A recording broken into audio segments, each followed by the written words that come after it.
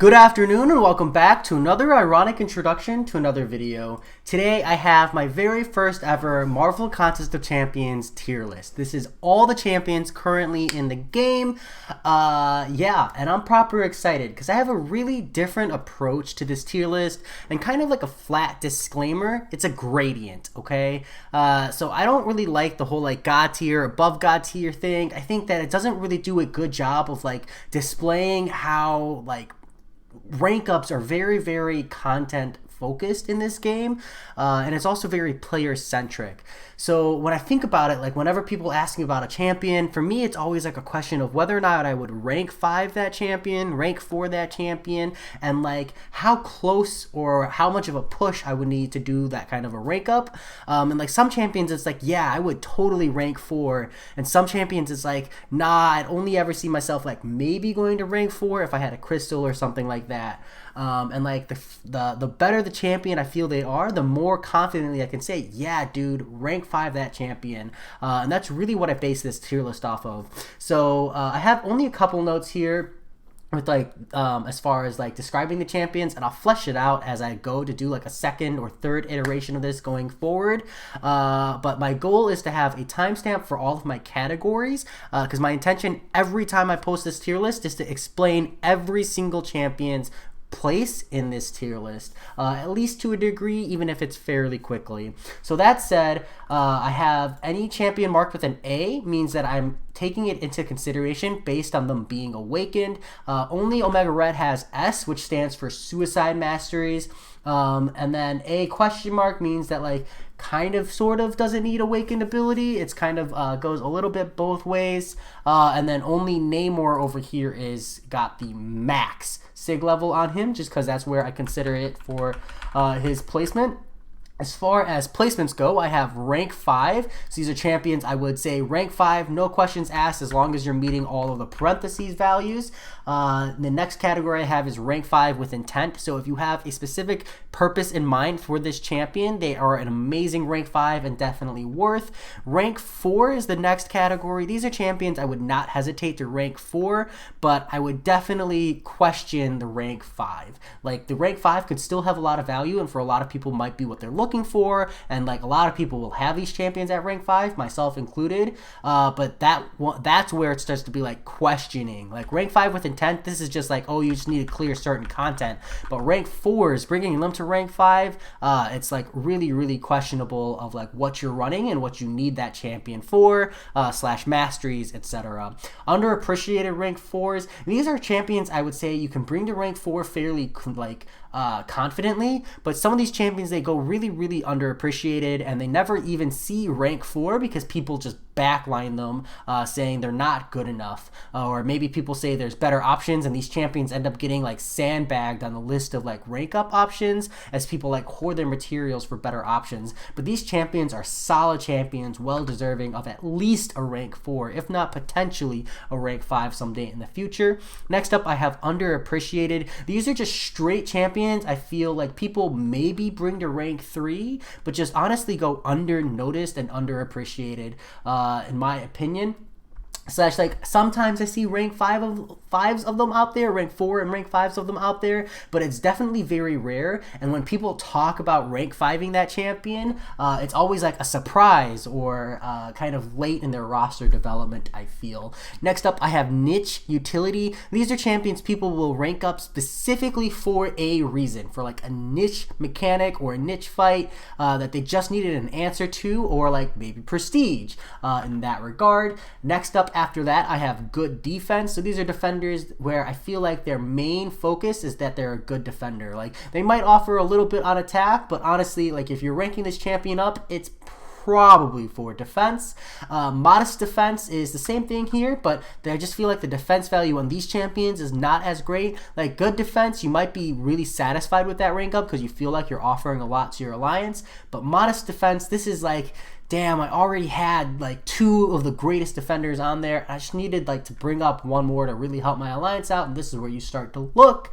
It doesn't feel as good because you like always question whether or not that defender is going to just get outclassed one day in the future, but you still make that sacrifice. And then finally, this is like minimal defense. So these are like defenders people like, this was the commitment to the alliance, and it feels bad, man, but people still make these decisions out there, so that happens. After that, I have fun to play but not good enough. These are champions I think that are honestly fun to play but just not good enough to warrant the rank up. After that, I have please buff. These are champions that I just like, kabam, these champions could really use some love. Like, at least the fun to play champions are fun to play, but these ones, like, they don't even have that value. I feel they're just really bland. After that, I have wait who, and these are champions I feel like they're so bad that it's not even like buffable, right? Like, you can't just tune their damage up or add a little bit to their kit. Like, these champions are so bad that their whole kit needs to be reworked. Let's be real. And then finally, I have one category for please remove this champion from the game, and that's just my bias, but hey, you know, Howard the Duck, kabam, I would not cry a single tear if you removed him from the game. So that said, I'll put a timestamp here for those of you interested in my logic behind these rank ups, or / this tier list. So starting with the rank 5 category, I have Omega Red. So if you have Omega Red, with Suicides active and Awakened, he's just an Alliance Quest god. He is an absolute beast in sustain category, short burst window fights, absolutely amazing. I feel like I don't need to give too much defense there.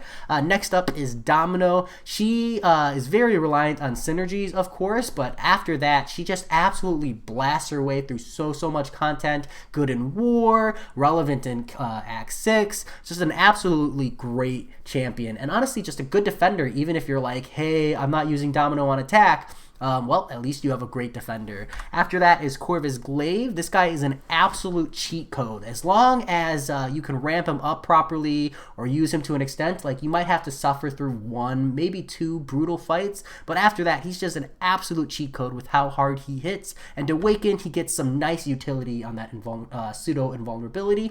After that is Hyperion. If you have Hyperion Awakened, his ability to just run and gun through content, just hardcore tank and spank, Hyperion is just absolutely great for that. And the truth is that to an extent, power gain is a utility in Marvel Contest of Champions, and Hyperion has that in spades. As we start to see things like the special delivery node, Hyperion really excels in those kinds of situations. After that is Captain Marvel Movie. Now again, she's another champion who really needs synergies, but once you've ramped her up, and it only takes 1 fight to ramp her up, and you actually ramp in the same fight, so she just hits invulnerability when she's awakened, ends fights so very quickly, and it's a really good time. And she's also just an absolute cheat code for map 6 and map 7 in Alliance Quest as well, running the full synergies and suicide friendly, a really good time. And because like Hyperion and Corvus Glaive, her big thing is pushing really hard damage really fast, I think that she does a very good job in that regard. After that is Ghost. Ghost just bypasses so many mechanics in this game with the whole phasing mechanic. That's just what makes her so good. And even rank 5, I personally think to get the rank 5, you need her awakened, but you can rank 5 with intent if you have her unawakened, because she's still very strong in the whole bypassing mechanics situation. She just, you know, she loses a lot of speed in my opinion. After that is Warlock, and he's just proven to be just an absolute utility powerhouse, with the double immunities, the power drain, the armor up, the armor break. He just offers so much, and I think that that's going to be relevant for a very long time. So I think Warlock is a solid rank up. Captain America Infinity War, same reason as Warlock. This guy's just a utility powerhouse. Like, he has so many answers to content in this game, and as we push towards more and more complex content where you need better and better variety in your rosters, Captain America Infinity War never fails to be relevant in the content.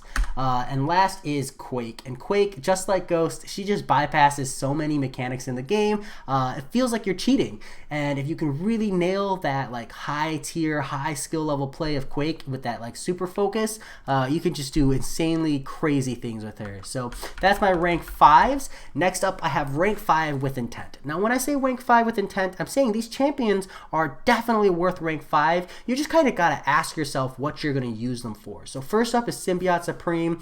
Now, if you're using Symbiote Supreme to counter like the Act 6.26 champion boss, or you're using him for Alliance War, Symbiote Supreme is an amazing rank 5. But if you're just using him for a general counter in like monthly event quests, or you're not running Mystic Dispersion to get the most out of him, I feel like most of the times a rank 4 Symbiote Supreme is going to be enough for most people.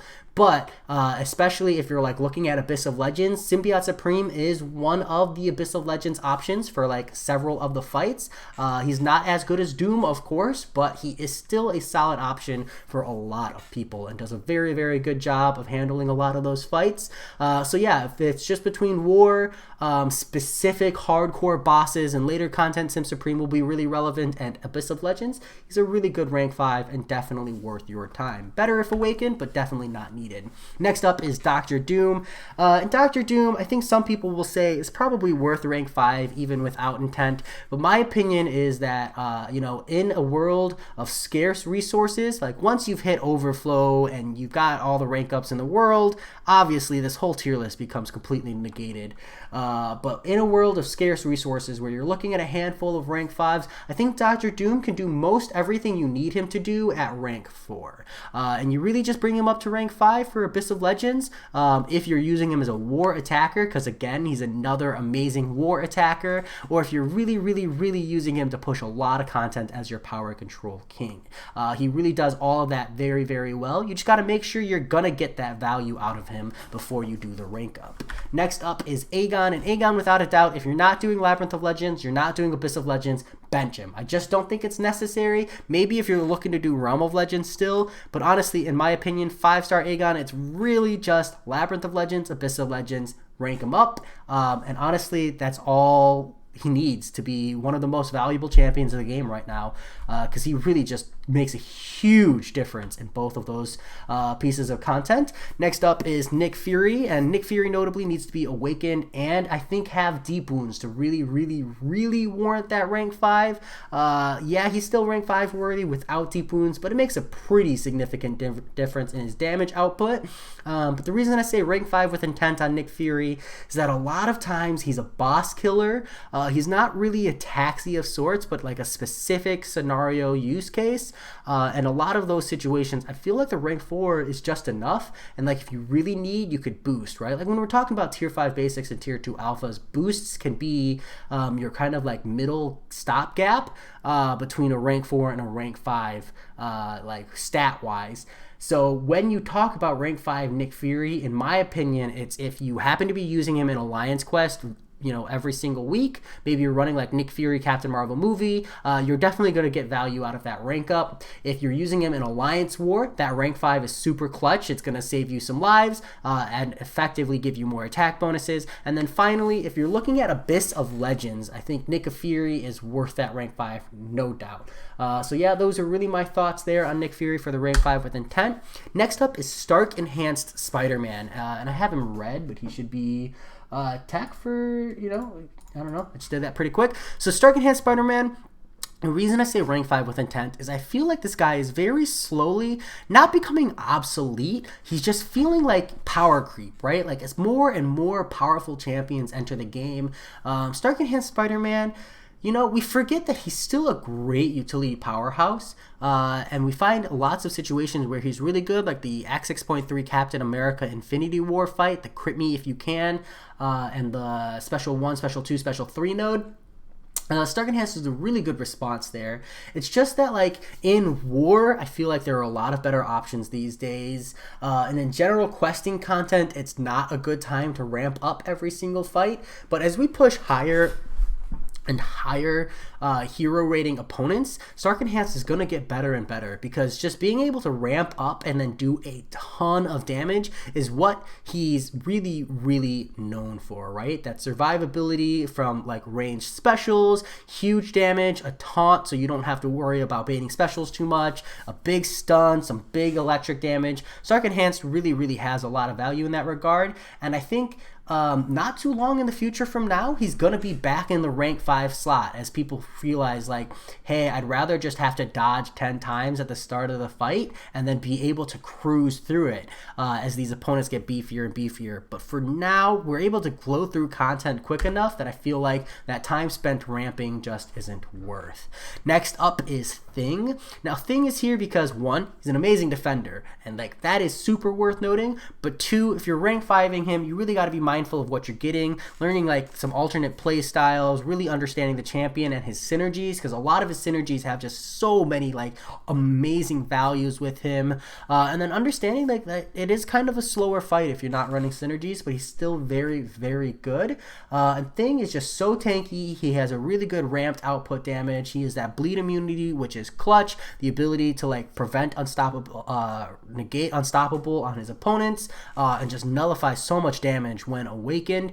The Thing is just absolutely great, and he's here mostly based on the consideration of synergies, but also just for general use purposes as well, because he's just a very easy and forgiving champion to play. After that is Human Torch. Not gonna lie, Human Torch, although he is just like the mystic killer, he's strictly here for Abyss of Legends. I think Human Torch before Abyss of Legends was well deserving of a rank 4 slot, but with Abyss of Legends and the fact that he's just an answer to so many fights in Abyss of Legends, Human Torch is worth rank 5 as long as that's on your mind. And I know I'll be bringing mine up begrudgingly, but I'll be bringing mine up as well. After that is Void. Void, solidly worth a rank 4 just on his utility value once awakened. And the rank 5 here again is with Abyss of Legends in mind, because if you want to push Abyss of Legends, I feel like you're gonna need Human Torch and Void, because Void is good for some of those fights where Human Torch isn't like optimal, and you really want to make use of both in my opinion. After that is Archangel. Now Archangel needs to be awakened. My thing with him is that a lot of times I don't think this should be people's first rank 5, because Archangel, his weakness is that if you can't bleed or poison the opponent, which is a good deal amount of champions in the contest, then Archangel's just kind of useless, man. He really struggles to keep up in those scenarios. But the thing is that in the fights where they can be bled and poisoned, he's an absolute cheat code. So my thing is, if you rank 5 him, you know, like keep in mind that you really want to make sure your roster is capable of handling like fights without bleed or poison. So you're going to want other champions to like support your roster, because Archangel isn't like a one-trick answer. He's not going to answer 90% of the content. He's only going to answer like 55, but the 55% he answers just absolutely shreds through, and even has some relevance in Abyss of Legends if you have him high sig enough. After that is Namor. Now Namor is maxed, and I'm actually even going to stick the Suicides tag here because you really need Suicides to have the regeneration capabilities that I know he's capable of. My biggest thing with Namor is only rank 5 if he's max sigged. Once he's max sigged, this champion is without a doubt worth rank 5, but sub max sig, he's just really not worth pushing that button. But if you can get him to the max sig, he's gonna have so much value for so long, because we won't see max sig rank 3 6-star Namors for quite a while, and honestly even when we do, it's gonna be whales. So if you're not one of those space whales, you can definitely rest easy knowing your 5-star Namor is gonna have a long time before he goes obsolete. Next up on my list of rank 4s, so for rank 4 champions, I'd say first up is Clairvoyant, and as someone who has a rank 5 Clairvoyant, I love her. She's amazing. She has such great sustain, such solid utility, but after bringing her up to rank 5, I really feel like it wasn't necessary. I feel like the fights that I use Clairvoyant for, she crushes as a rank 4. She has such good sustain that it doesn't matter that your fights are a little bit longer because of stats. Her damage isn't amazing in the first place, so I didn't really feel like a big difference between the rank jumps there as well. And honestly, like even like the Act 6.2.6 champion boss, Clairvoyant at rank 4 handles that fight just the same as the rank 5 version, maybe a little less forgiving, but for the most part, you're still fine. So yeah, overall, definitely worth rank 4, solidly worth a rank 5 if you have like a crystal, or you're like deep into the rank ups, or maybe like you just can't pull anyone better, or maybe you just love the champion the way I did. But we'll move on to Magic. Now Magic is the power control queen. The reason I have her at rank 4, I just feel like there's better options these days. She could still do absolutely crazy things. She's great in war, which is really, really, really notable if you are like a magic goddess. But magic, besides the power control, she's starting to struggle behind a little bit, I think. Just as we have this need for more and more utility. I definitely think she's always going to be a great champion, a solid answer to so much content. But, the better champions come out, the less I feel like champions like Magic are worth ranking up. So feel comfortable bringing her up to rank 4, but maybe wait a little bit to pull the trigger on the rank 5. Next up is Ghost Rider, and I think Ghost Rider really needs to be awakened, preferably with a Mystic specific class awakening gem, just to get like the most value out of him. But Ghost Rider, the best thing he has going for him is the fact that he's a taxi. Like, he is an absolute beast in the regen market.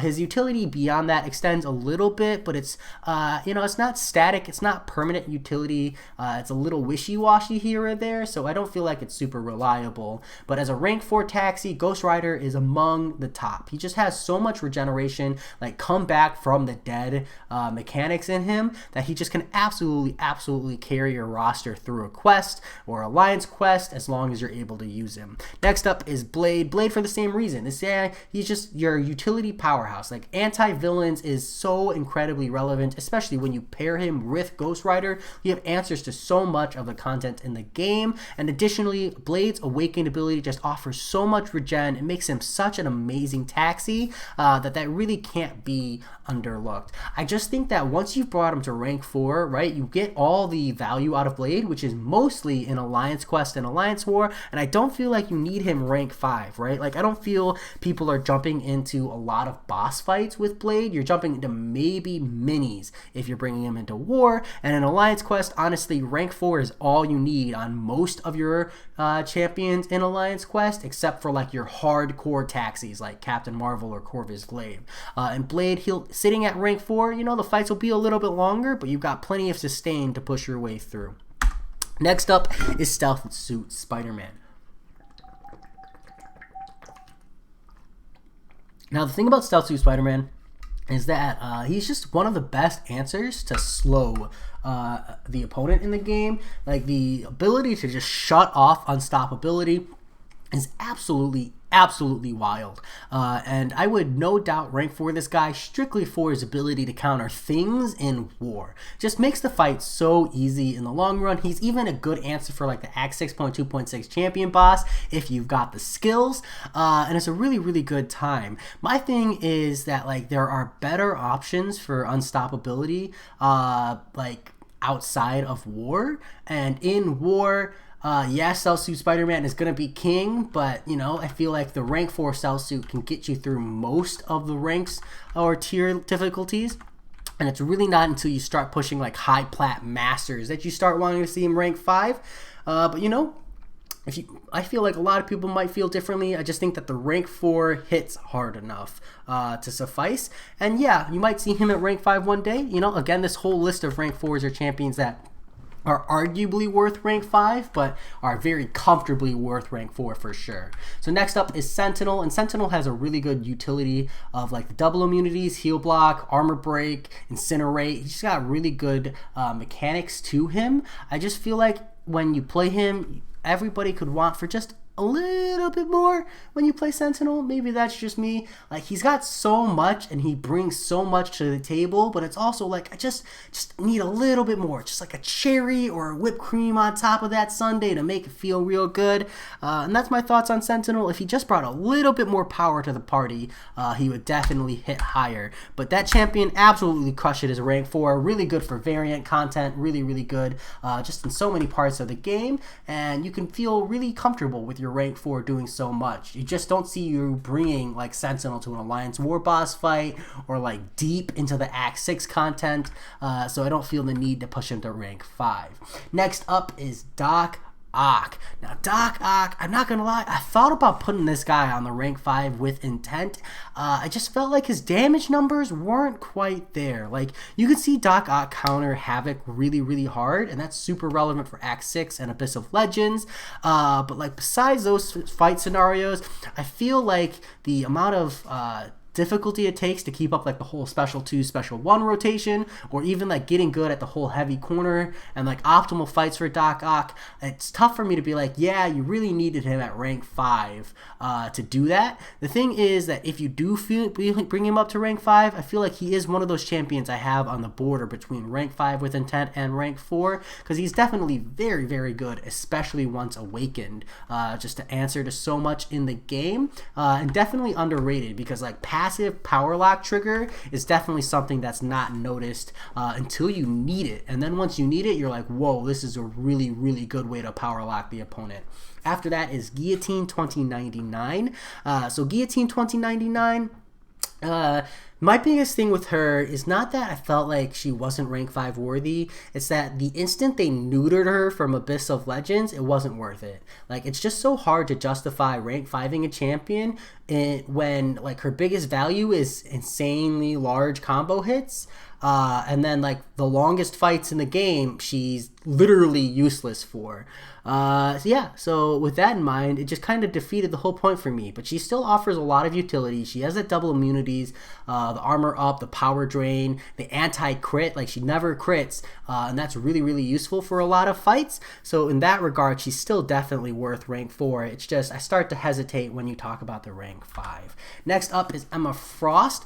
Emma Frost, whew, this champion is so good, and honestly she might get a little bump with Act 6.4 coming up, and the whole power sting and prowess effects being a node. But Emma Frost, she's got that double immunity. Like I said, she's got a taunt, she's got power sting, prowess effects. She hits really, really hard on the specials, and she's stun immune. So that's gonna make her like really, really good in a lot of scenarios. Stun immune when she's in diamond form at least.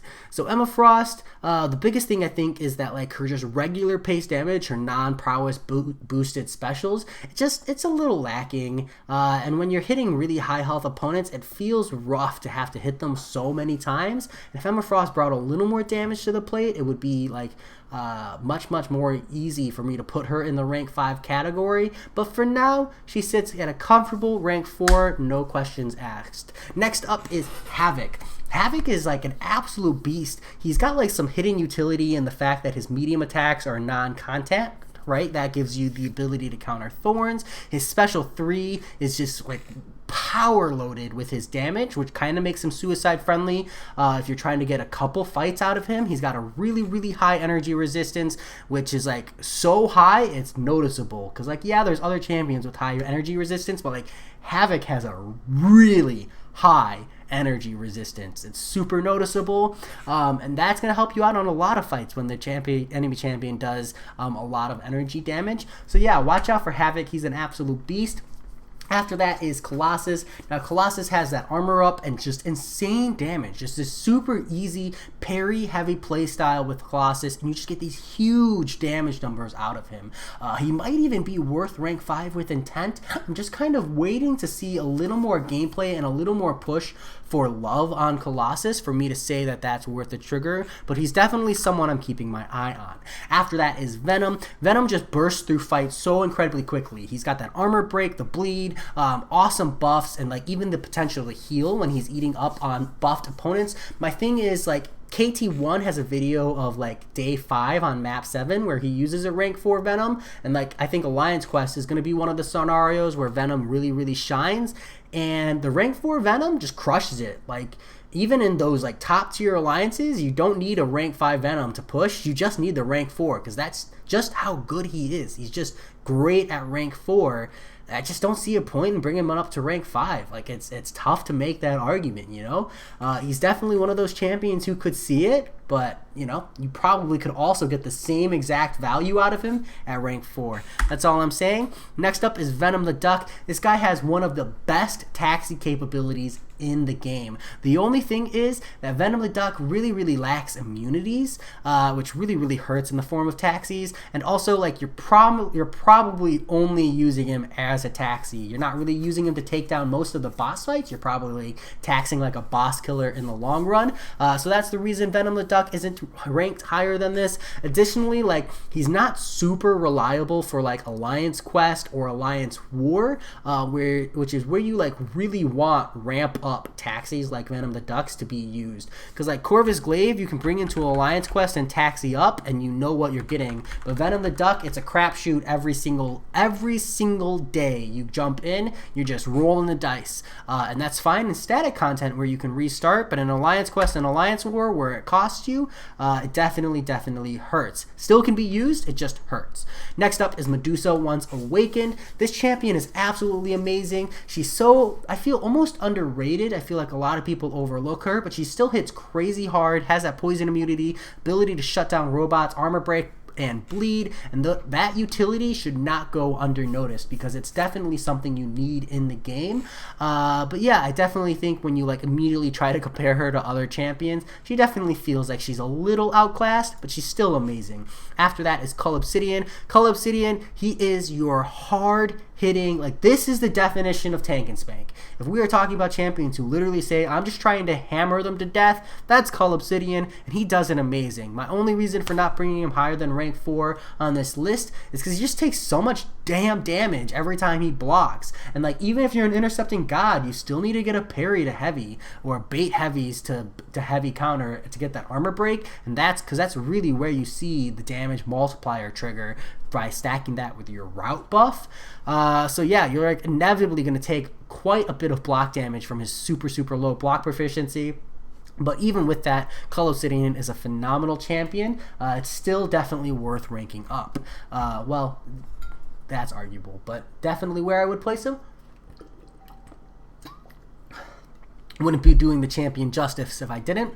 After that is Longshot. Longshot has some amazing damage against buffed up opponents. You can still ramp his damage to get amazing damage, but it definitely feels like the big numbers on Longshot pop up on things like resistor paths or other like noted paths where the opponent has a lot of buffs.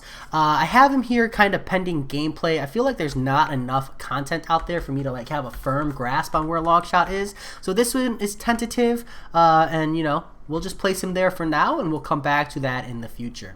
Next up is Morningstar Once Awakened. I feel like she's an underappreciated rank 4. I feel like anybody who talks about Morningstar is trying to convince the world she's an amazing champion. And she is. She's an absolute beast once ramped up. The thing is that ramping her up, dude, it sucks. Like, ramping up Morningstar is like ramping up Cull Obsidian. It's just so many hits. And honestly, even a full stacked Morningstar still hits like a twig. Like, she doesn't hit that hard, even once fully ramped up. Like, yeah, in ideal situations, ideal matchups, she hits really hard. The thing is that the ideal matchups for Morningstar also happen to be ideal matchups for Clairvoyant, Magic, Doctor Doom, Symbiote Supreme, and it's just like when you're comparing her to those champions, it's like, why did you bring Morningstar? But if you don't have those champions, or you don't like those champion playstyles, or you're looking for someone with a little more taxi ability, a little more sustain, Morningstar definitely is well noticed, especially if you're running synergies, because the synergies, those add a whole nother layer of value to her. After that is Dr. Voodoo. This guy's got power control and nullify and sustain, and he just really goes underrated. I think that what it is that Dr. Voodoo offers a lot, but just so many mystics these days offer what Dr. Voodoo has, and they all do each one better, right? Like, Clairvoyant has more healing capacity than Dr. Voodoo. Sim Supreme has better nullification. Magic has better power control. Dr. Doom has better power control. And what it really comes down to is that Dr. Voodoo, he does all of those things, just not the best, right? But if you're looking for someone who does all of those things fairly well, he still hits that mark. Still a great champion to get excited for. You just kind of need him awakened to be super excited. After that is Elsa Bloodstone. I think that Elsa Bloodstone having the ability to like well-timed block, evade on like stun immune champions is something that goes a little undervalued. I think that there are some niche play styles for Elsa Bloodstone between like high tier intercepting and then like well-timed blocking would make her really good in a lot of scenarios. So yeah, tentatively right now I think she's underappreciated as a rank 4, but again, I think I need to see more gameplay before I can solidify a thought process there. After that is Gwenpool. The problem with Gwenpool being underappreciated is that it's almost like semi-warranted. Like, she's still an amazing rank 4, the ability to tank special 3s, provide you so much survivability against specials, insane damage, good bleed, chance to stuns, awesome champion. But also, like, she's getting outclassed, man.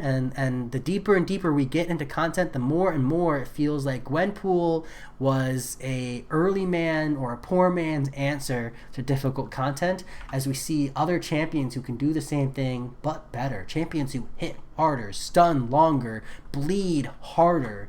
Gwenpool, she's lagging a little bit behind, but she's still amazing. And if you have her and you love Gwenpool and you love the lore behind her, don't feel bad to rank her up, because she's still great. Still an absolutely great powerhouse to run in the game. Next up is Night Thrasher. Now, Night Thrasher with awakened ability and synergies has an awesome damage ramp up. Really, really hits super solidly hard. He's got nice utility in the anti-evade and the incinerate. It's mostly just that, like, the ramp up is a little bit more effort than I think it's worth. And, like, the synergies with Night Thrasher aren't always ideal, right? Like, you gotta run Night Thrasher and Darkhawk. Darkhawk is great, but again, like, that's 2 slots on your roster to, like, subpar champions, in my opinion, when compared to other champions. But don't forget that there is good utility in Incinerate Immune and Anti-Evade, and an Awakened Night Thrasher can dish the damage with the best of them. So he's just a champion you kind of want to keep your eye on when we talk about rank 4s. Next up is Gladiator Hawk. Now, Gladiator Hawk, I feel, is someone who's super underappreciated. The face me mechanics answer to Degeneration is just an absolute cheat code for so much in the game. And once awakened, he has like this really, really good taxi capability that just adds so much value to the champion, especially if you're using it for things like Alliance Quest, to deal with like magics, or War to deal with like Starburst.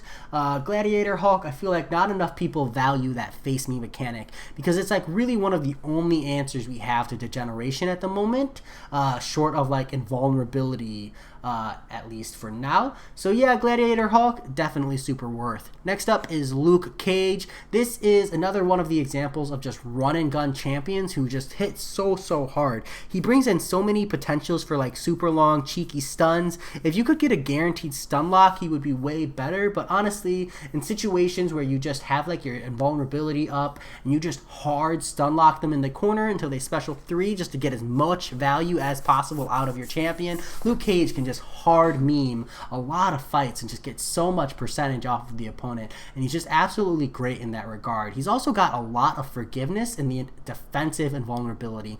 Now, defensive invulnerability isn't as abused as offensive invulnerability. Like Captain Marvel movie, you can use her invulnerability to offer utility. Luke Cage is primarily just like, oh, I made a mistake, let me not get instantly killed or punished for it. But that's super valuable and definitely very good for a lot of people, especially as they bring up one of their earlier rank 4s. Next up is Invisible Woman. Invisible Woman is just an amazing champion if you have the skill to match. The hard part with Invisible Woman is not the skill, but the endurance. You gotta be like on top of your game the whole fight non-stop, because re-ramping her is a huge pain. But if you can do it, if you can properly ramp her and keep her up, the damage output is amazing, right? You're never taking block damage, so like her sustain is really good, and in that regard she can do so much work. You just gotta have the skills and the constant focus to keep that up,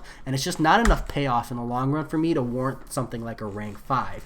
Red Hawk's got that poison immune and that huge aftershock damage. His damage is really good, and his value as a synergy team is not unnoticed. Beyond that, that's really just all he is. He's just like a nice big truck to hit your opponent with. She-Hulk is in the fact that she offers really good slow utility and another truck champion to just pummel your opponent with, and she does that very well, enough so to warrant that rank 4 slot. Next up is Iceman. I feel Iceman, as we fall more and more into high damage tier champions, Iceman falls a little bit more behind, but he still has solid utility, offers the ability to tank special 3s as well, and definitely goes a little underrated, but you know, damage matters. And Iceman definitely struggles in that department. So if we could find an answer for the damage problem, Iceman would easily find himself in a higher rank. But for now, you know, he's definitely just one of the champions that's good enough to rank 4, questionable rank 5.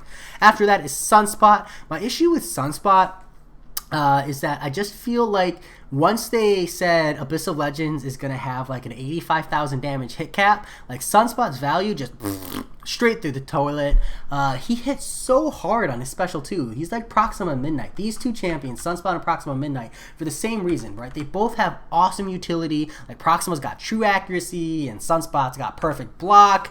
And Sunspot's got Incinerate immune, and Proxima Midnight has like really big special damage. Both of these champions have like such great damage output. And if Abyss of Legends wasn't hit capped, they'd be amazing. But because Abyss of Legends is hit capped, I feel like you bring them up to rank 4 and you leave them there. But honestly, you probably bring them up to rank 3 and you leave them there instead. After that are both the Vision Age of Ultron and the Vision Classic. These guys are just power control double immunes. They're just utility kings. You really don't bring them up for anything other than that utility. Maybe if you're running suicides, they're like solid taxis for you as well, because they're relatively suicide friendly and barely, but relatively. And honestly, that's really all you're using them for. It's just like a budget power control champion. Next up is Darkhawk. Darkhawk's biggest thing is just the fact that he really needs synergies to shine. If you're using the synergies with him, he can do so much work. If only his utility was a little more concrete, right? If you could just get better, like an ability to power drain with him, I feel like his power control phase would be much more impactful. And if his damage was just a little bit higher post special 3, he could even bump up a little bit more. But he's just a little bit lacking in everything he does. Absolutely amazing champion. It's just, if it was just a little bit more. That's a pretty common element in these rank 4 underappreciateds. Next up is Star-Lord. Now, Star-Lord is a champion a lot of people feel like got outclassed in the game, but the thing is, there's so many fights still, like in variant 4, variant 3, and just like standard questing content where like the answer really is just, can I hit hard? All I need to do is hit hard, and Star-Lord does that in spades. So if the fight really just needs a champion who can pummel into the opponent, Star-Lord's your man. He can bring that damage, and he brings that damage ramp so long as you're on top of your game. So an Awakened Star-Lord's still a really good answer to a lot of content. Next up is Nebula. Now Nebula, she deserves to be higher up if you can play her, but the reason I put her here is I feel like most people can't play Nebula to the maximum, and honestly, because it's not like Quake and Ghost. Like Nebula's playstyle is way harder than Quake and Ghost because it doesn't have any built-in tank ability, right? Like Quake's, her built-in tank ability is evading, Ghost's isn't phasing. Nebula, she doesn't have that. So you have to evade the opponent like perfectly and like parry alternate to really get some chip damage on the opponent. It just doesn't feel good. You end up dying to block. Maybe if her block proficiency was a little bit better, or you had a way to provide like perfect block on her consistently without sacrificing a lot of your team, she would be better. But for now, she remains where she is due to the insane amounts of difficulty to get value out of her / resource investment. Next up is Iron Man Infinity War. He's tanky, he's got utility, he just lacks damage. Yep, that's all he's missing, just a little more damage and he'd be better covered, but the tank ability and the survivability and the utility on him is what keeps him strong as a rank 4. And honestly, once awakened, he's an amazing defender, so you can feel comfortable knowing you're getting a double value out of that. Mojo I've put here. Pending gameplay, I think that he's going to have some solid like damage over time. I think he's going to be fairly easy to play over all things considered, but I really need to see gameplay of Mojo and his matchups to understand more. So for now, we'll keep him at underappreciated rank 4, and we'll come back to that at a future date. We're going to knock through these other ones a little bit faster just because we're past what I think are the important ones. But Mephisto, he's got good regen capabilities. He's a solid taxi. He's got that Incinerate pseudo immunity.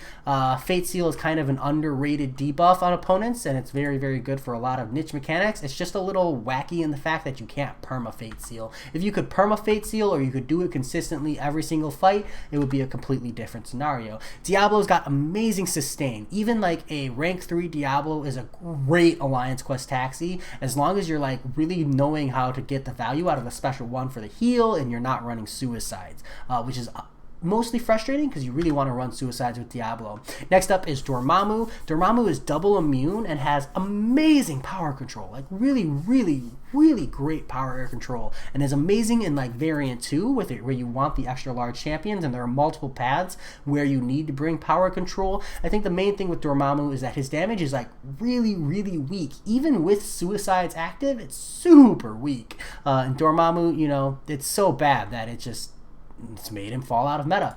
Next up is Guillotine. Guillotine, once awakened, has really, really good sustain. If she offered a little more utility, she'd be better as well. But just the sustain makes her a solid champion for general taxi purposes. Next up is the Hood. The Hood, invisibility is like a mechanic people don't use enough. The amount of times I've seen or heard people use the Hood to take down the X6.2.6 champion is the reason I've put him here. Like, he's got stagger, he's got evade, he's got semi-power control.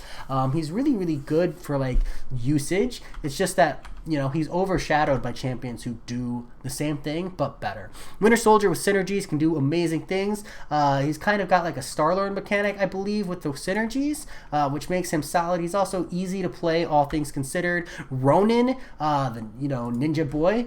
The issue with Ronin, I think, is that for the effort you put in, you don't get enough damage return, and then after all of that, his utility in general isn't permanent. Like, if he had better chance to perfect block, or if he had better ability accuracy reduction, I think Ronin would be amazing, but because it's all very like weak utility, I feel like the only thing you end up looking at is damage on Ronin, and just other champions hit so much harder without any of the frustrating workup. Next up is Hawkeye. Very good power control on this guy. Unfortunately, that's just all he has. Like, the damage is slightly above average if they can be bled. It's about average if they can't.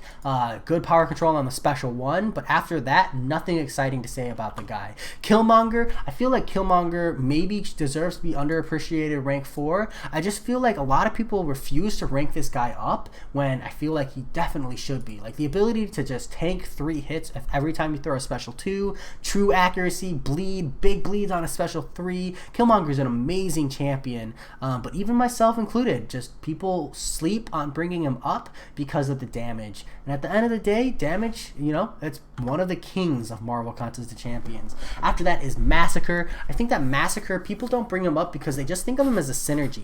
They think of him as a synergy with Domino, but he has a really good ability to just pummel into people's blocks, and he has Incinerate, and just hits really, really hard once you ramped him up, which brings a lot of like awkward niche utilities.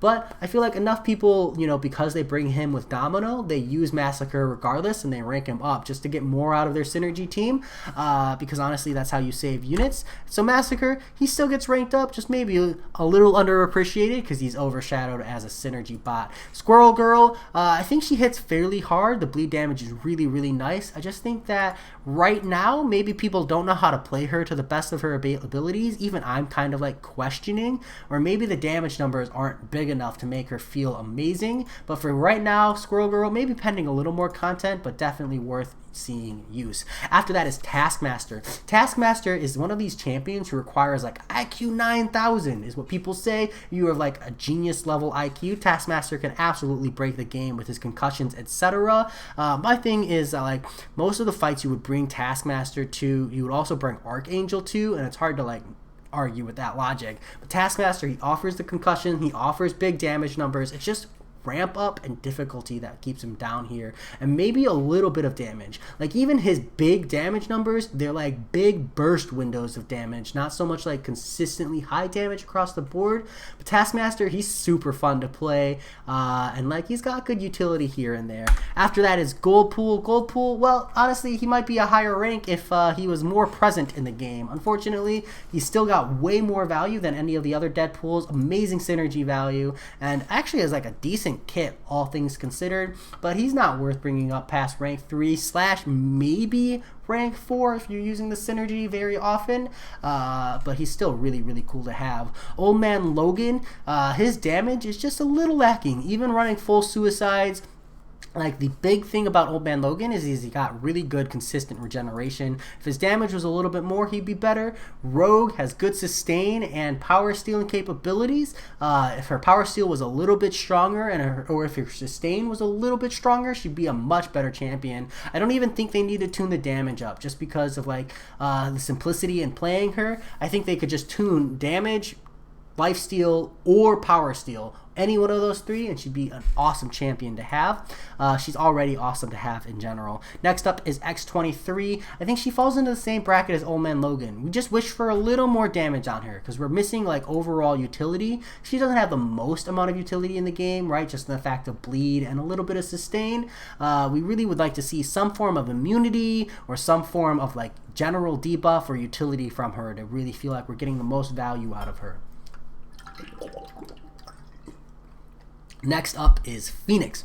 Now, Phoenix, once you have her awakened and you run the Emma Frost synergy, you can really use Phoenix for like map 6 and map 7, just so you can constantly heal essentially every fight, right? Like, you start every fight, throw like parry 3 or 4 heavies, let the opponent kill you and just get a big heal and just push your way through so much content in that way.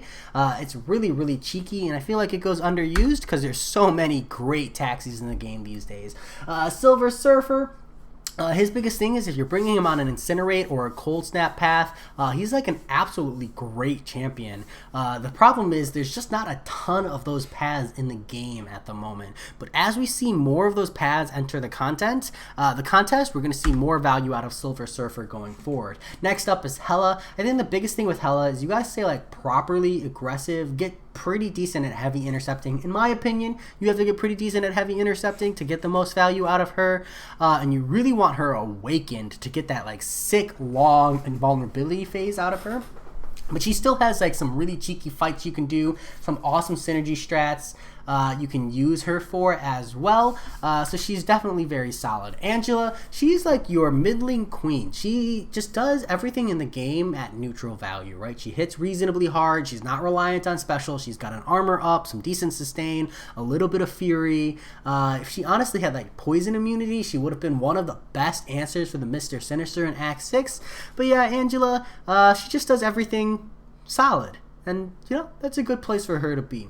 Next up is Carnage. You really need deep wounds, and actually you really need the awakened ability with Carnage to feel the extra power with him. But Carnage, once awakened and with deep wounds, he hits super hard, and it's just really fun to play.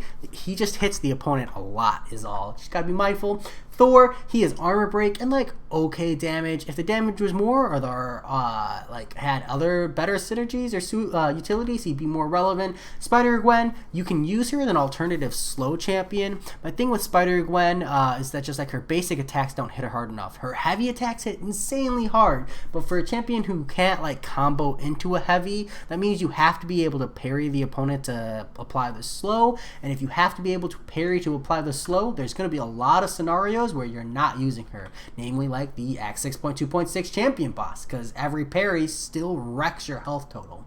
Next up is Wasp. Wasp is really good on the damage output department, but again, lacking in utility. I just feel like if you're ranking up Wasp, probably because you're using Ghost, and you're just trying to get more value out of your synergies. Sentry, you just gotta look up Sentry gameplay to really understand why I feel like he's underappreciated. He definitely wishes he could see more use in the contest, but the content that he does exist in, the YouTube content you can go look up, he's just absolutely crazy. There's some wicked great videos of Sentry out there. As far as niche utility, we have Black Widow, so she has ability accuracy reduction on hit, which makes her a counter to like Thing, which is crazy, and not many people use her for that, just because like honestly most times you're seeing Thing, it's in Alliance War, and you're probably just bringing like Stealth Suit Spider-Man to that fight anyways. Next up is Thor Ragnarok. His utility is Prestige. Hey dude, it's a reason to rank up a champion.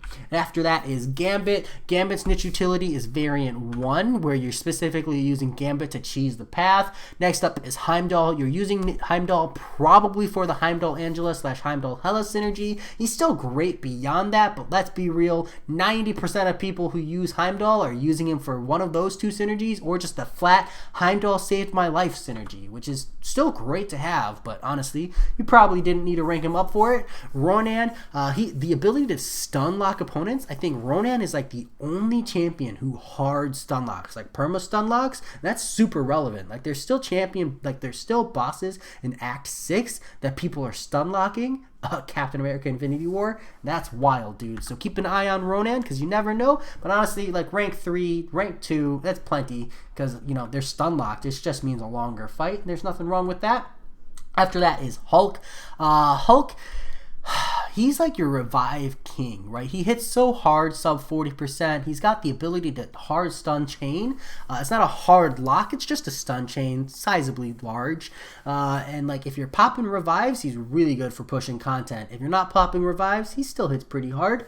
Definitely worth keeping an eye on. But I think the niche utility here is the revive button for the most part. After that is Mr. Fantastic. Mr. Fantastic is great on defense and could arguably be placed in the good defense category. I just think that niche utility has a little more value than good defense, but that's just my thought.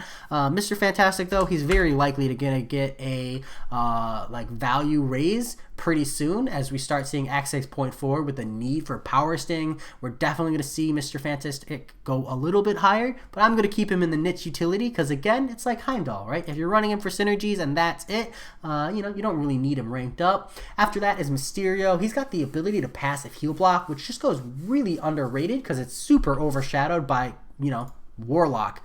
But Mysterio, passive heal block is super solid, and he does a pretty good amount of poison damage as well. We just need to see more need for poison, which might be coming in Act 6.4, to really feel the value of Mysterio. Because right now, poison, so many champions are poison immune that it goes really undervalued. After that is Civil Warrior. Now, I don't think you might not have known it, but like Civil Warrior, he has heal block, he can chain the heal block, he has armor up, which means he's good for Havoc.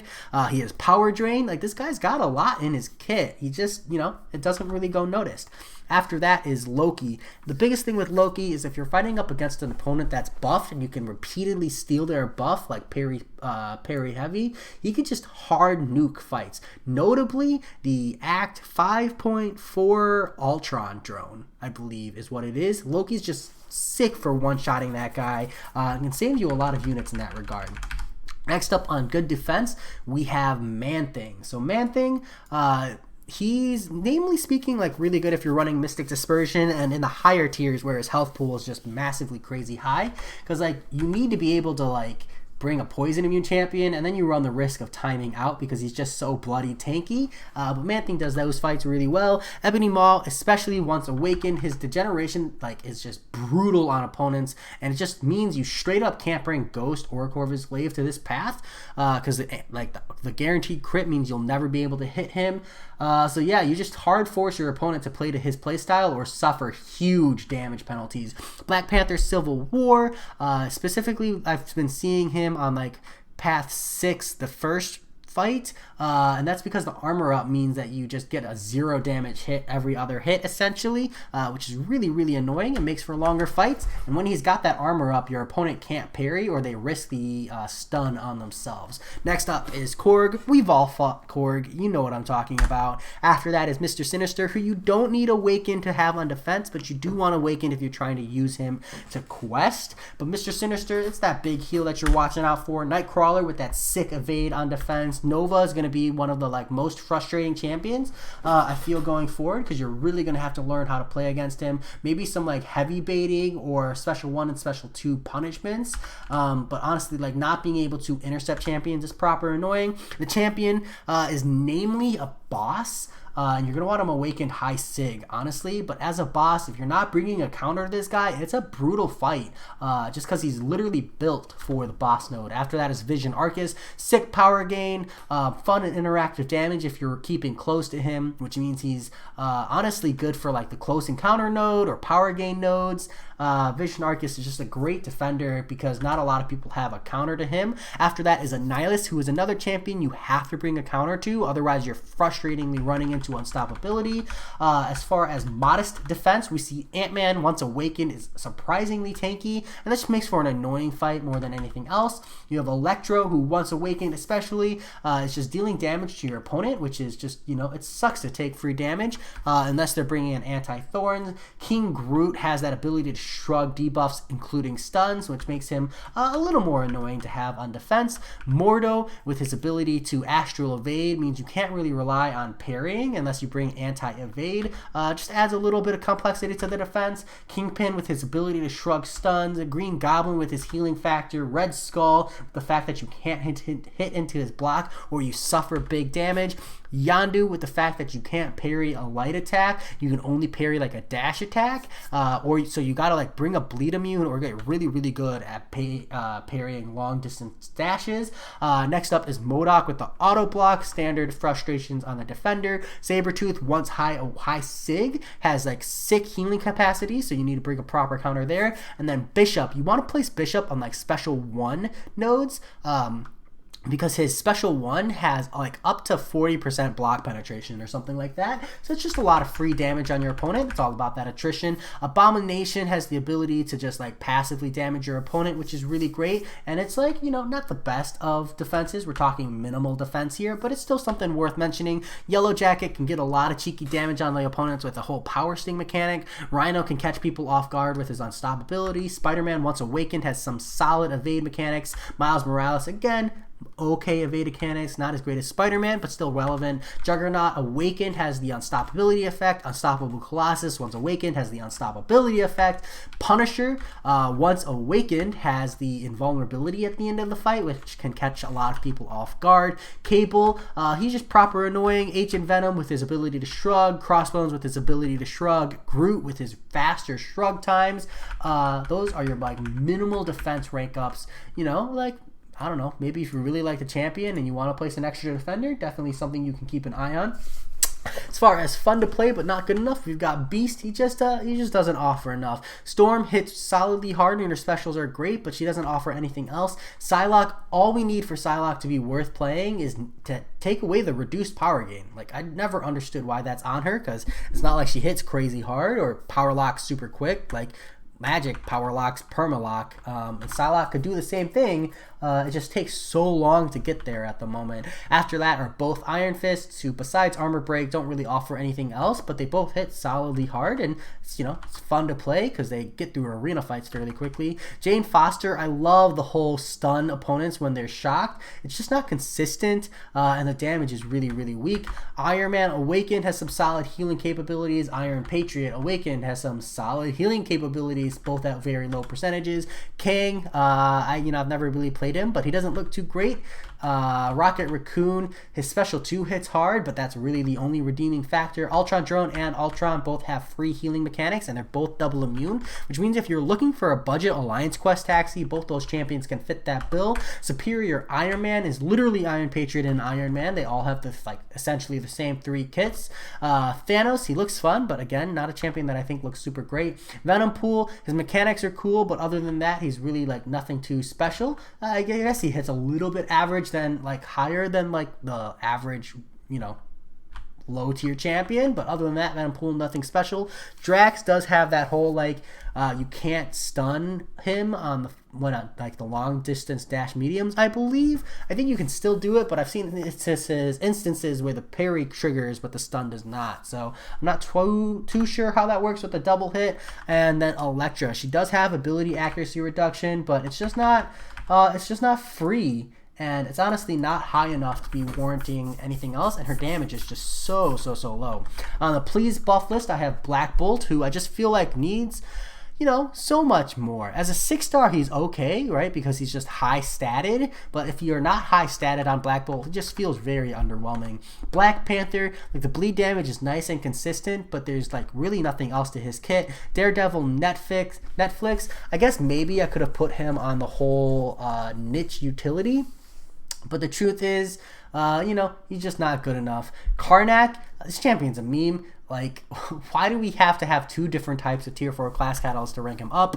Moon Knight, yeah, that's the meme. Doctor Strange, I hear he was great back in the day, but now he's just nerfed into oblivion. Hulkbuster is pending a buff, but him and Colossus used to be the meme tier champions, and look at where Colossus is now, so maybe Hulkbuster will be better in the future. Punisher 2099, You know, I think it's like Punisher Who, Symbiote Spider-Man or Spider-Man Symbiote. He's got armor breaks, I think, on hit, but other than that, it's just like there's nothing coming from that champion.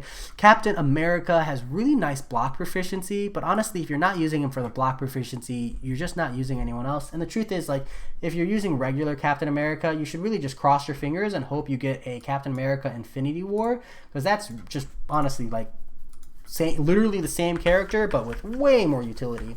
Next up on Wait Who, we have Captain Marvel, who, yeah, that's it. Captain Marvel. I guess you get a Fury buff. She's technically an answer to the Mr. Sinister in Act 6, but come on, who's bringing Captain Marvel? Next up is Daredevil, who has even less value than Daredevil Netflix somehow. After that is Falcon, who's just like really drew the short stick as far as Avengers go in the game. He's essentially just a Corvus Glaive ramp up these days.